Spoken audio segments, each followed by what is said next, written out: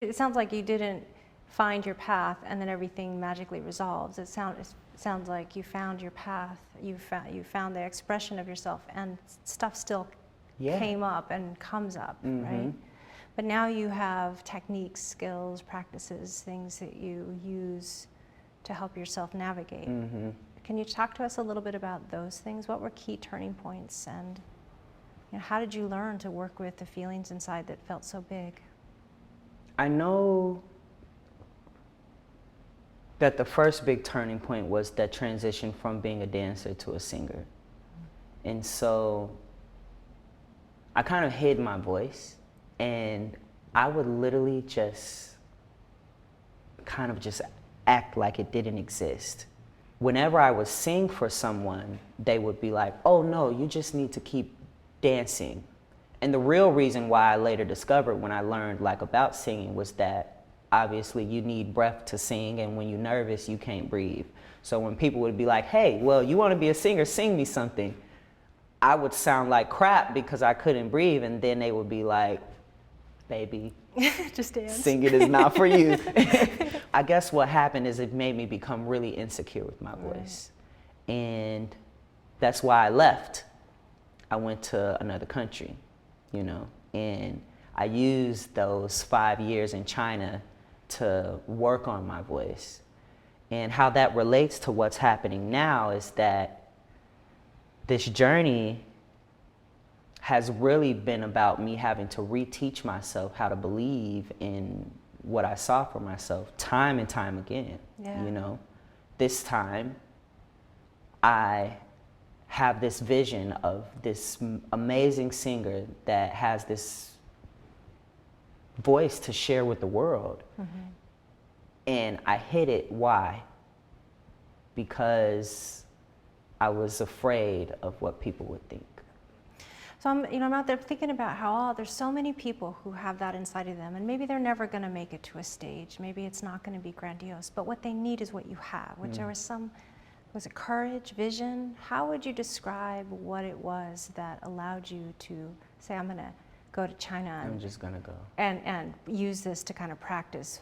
When kids ask me, how do I get started? I just say, start. It's the most simple answer. You just do it, and you do it afraid. Because that's the thing. Most of the time we're feeling at a standstill because we don't want to make a wrong move. Right. And when we don't want to make a wrong move, we're also waiting for everything to be ready for us to make the move. I need to be ready. I need to have this much money. I need my parents to do this for me. It's just so many, I guess, stories that we tell ourselves about all of the things that we need to pursue our dreams. When in all actuality, it's just about moving forward and allowing things to happen. My biggest lesson of turning 30 was just I'm no longer trying to make things happen.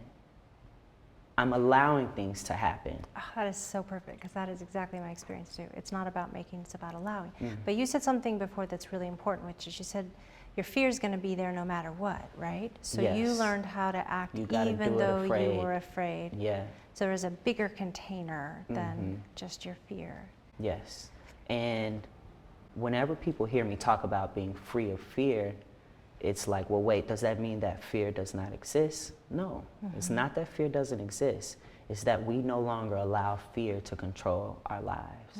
Because fear is always going to be there. I think the biggest thing is being able to know the difference between the voice of fear and intuition. So how would you, tell me well, about that. This is the thing. When you feel like that loud voice in your gut, I felt it in my gut, you heard this big voice. Most people think that is their gut, that's intuition. But most of the time, if it's loud, you feel that feeling in your stomach and your chest, that is usually fear. Intuition comes through much more quiet. It's that more peaceful voice in the back of your mind that says, now you know I think you should do this. Mm-hmm. And we often ignore that voice because that voice is not screaming at us. That's right. You know? But I think that if we can know the difference between the voice of fear and intuition, then we can know that just because this loud, fearful voice is telling me that, oh, I better not do this because all of these things could go wrong. If your intuition is saying, but look at what can happen if it goes right. Right. Look at what can happen if you fight right now for your dream. It makes all of the difference. And so for me, if I hear that little voice, I'm gonna do it anyway. You see, you may find hope where you thought none could exist.